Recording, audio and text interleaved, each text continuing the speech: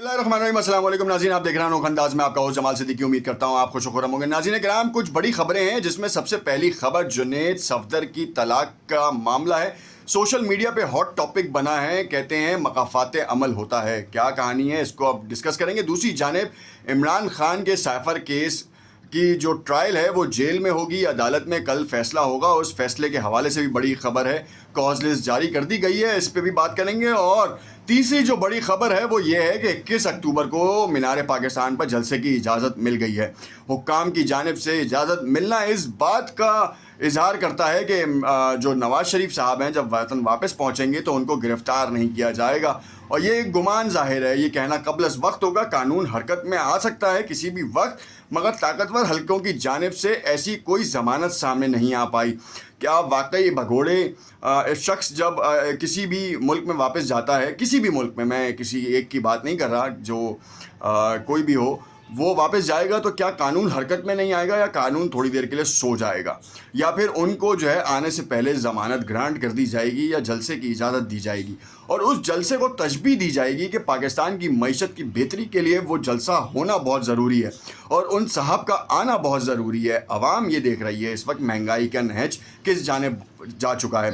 Petrol की कीमतों में कमी का इतलाक होता है या नहीं होता, ये एक अलग बात है, मगर डॉलर जिस तरीके से 50 रुपये नीचे आया है, ये भी बड़ी हैरान कुन सूरत हाल है कि जो आर्मी चीफ़ है उनके ही एमा पे अगर जो है ये कहानी हुई है तो सियासतदानों का क्या काम। सियासतदान सियासत में आकर क्या करते हैं, इदारों को किस तरीके से चलाते हैं।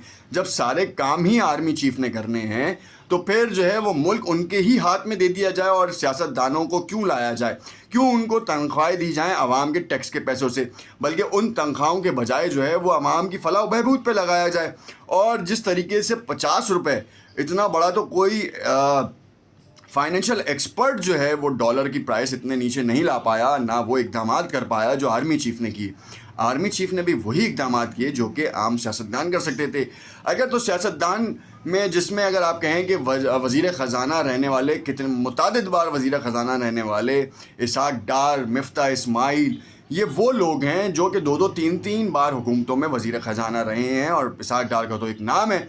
वो अगर ये नहीं कर पाए तो उनकी काबिलियत के ऊपर तो शक होना चाहिए ही चाहिए। साथ में हुकूमत को, इस वक्त की निगरान हुकूमत को उनके ख़िलाफ़ केस ओपन करना चाहिए कि जो उन्होंने तनख्वाह और मरात ली है उसके अगेंस्ट में वो पैसा पाकिस्तान की हुकूमत को वापस करें। मेरा ख़्याल है कि इससे ज़्यादा बेहतरीन जो हल है ना वो सामने नहीं आ सकता। खैर, हर किसी का अपना अपना हिसाब किताब है। इसहाक़ डार अगर कम इल्म है तो ये बात अवाम को भी पता होनी चाहिए कि इसहाक़ डार डॉलर की कीमत को नीचे नहीं रख सकते। तो जब पाकिस्तान मुस्लिम लीग नवाज़ के पास ऐसे लोग हैं जो कि डॉलर की बढ़ोतरी का ही बाइस बने, कमी का बाइस नहीं बने, तो फिर उनको दोबारा इक़्तिदार में लाने का क्या फ़ायदा।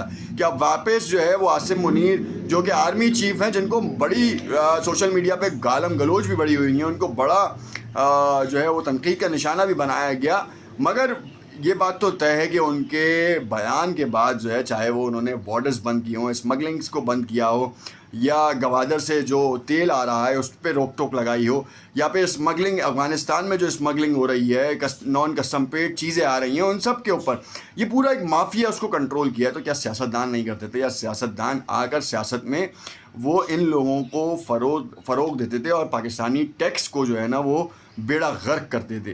तो इसकी तफसीलात होनी चाहिए, इसकी पूरी एक विजिलेंस कमेटी बननी चाहिए, और अगर हो सकता है तो इंसाफ ज़रूर होगा।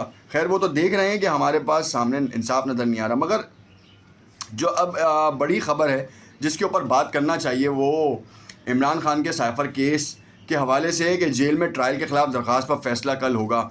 इस वक्त पूरी कौम की नज़रें हैं कि इमरान खान की हालिया तस्वीर सामने आ जाए।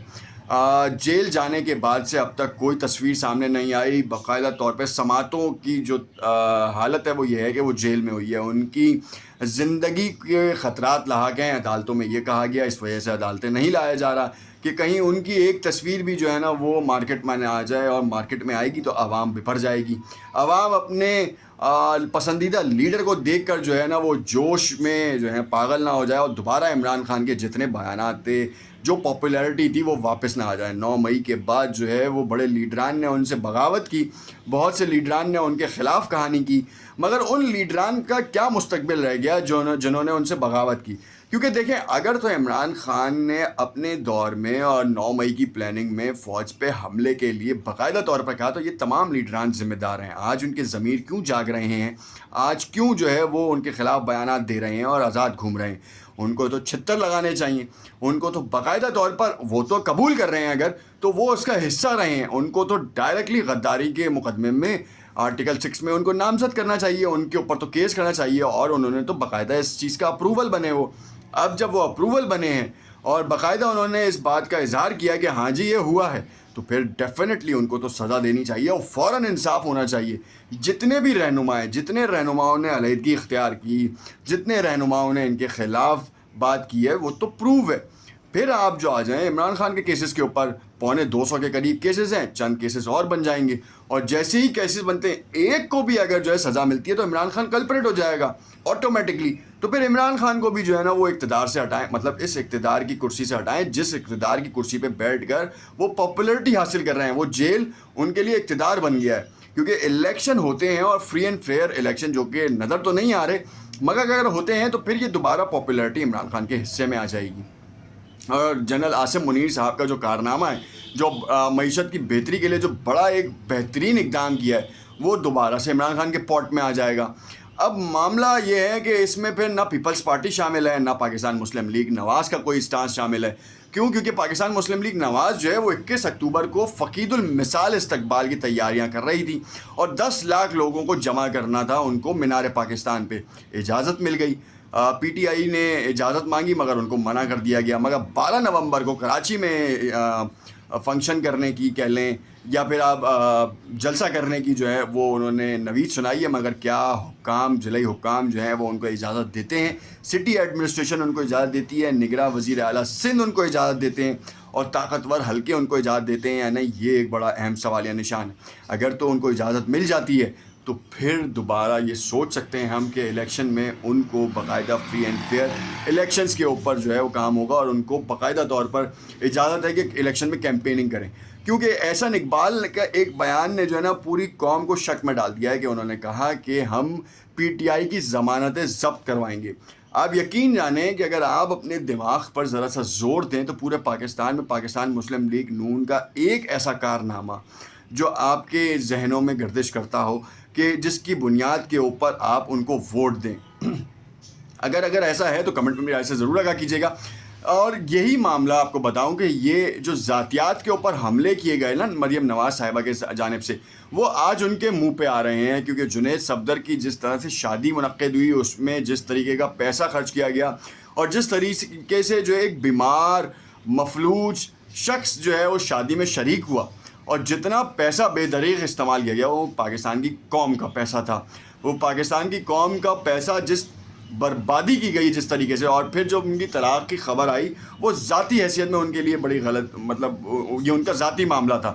مگر یہ کیوں آئی؟ وہ اس لیے آئی کہ عمران خان اور ان کی اہلیہ کے مطابق جو ہے نا بڑے معاملے سامنے لے کے آئے گئے کہ وہ بشرا بی بی پنکی پیرنی ہیں, وہ مرغیاں جلاتی ہیں, وہ تعویذ گنڈے کرتی ہیں, وہ عمران خان کو جو ہے وہ پلو سے باندھ کے رکھتی ہیں, اور وہ یوں کرتی ہیں اور وہ کرتی ہیں. اور پھر ریحام خان کے حوالے سے بھی جو ہے وہ سامنے لے کر آئے کہ وہ یوں ہیں, اور مطلب ایسے القابات یا ایسے الفاظات کا استعمال کیا گیا جو کہ آپ فیملی میں بیٹھ کے بھی نہ آپ سن سکیں.